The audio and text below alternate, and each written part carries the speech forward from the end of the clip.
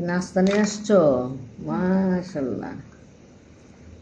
সবচেয়ে ছোট ছেলে অথবা মেয়েটা অনেক কাজে লাগে। ছেলে পরীক্ষা দিতে যাবে, নিজে নাস্তা রেডি করেছে, মায়ের জন্য নাস্তা নিয়েছে। আহ, আলহামদুলিল্লাহ, নামাজরত অবস্থায় নাস্তাটা পেয়ে গেলাম।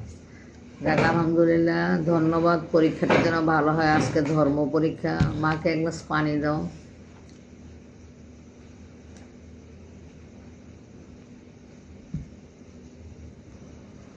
এই জন্য শেষ বয়সে একটা ছোট ছেলে বা মেয়ে লাগে মানুষের, কারণ সবাই বড় হয়ে যখন চলে যায় তখন ওই ছোট ছেলে মেয়েটাই ভালো কাজে লাগে, মায়ের খুঁটি হিসাবে কাজে লাগে। আসলে আজকে ধর্ম পরীক্ষা যেন 100-তে 100 পাইতে পারো, মাকে সেবা করছো, আলহামদুলিল্লাহ।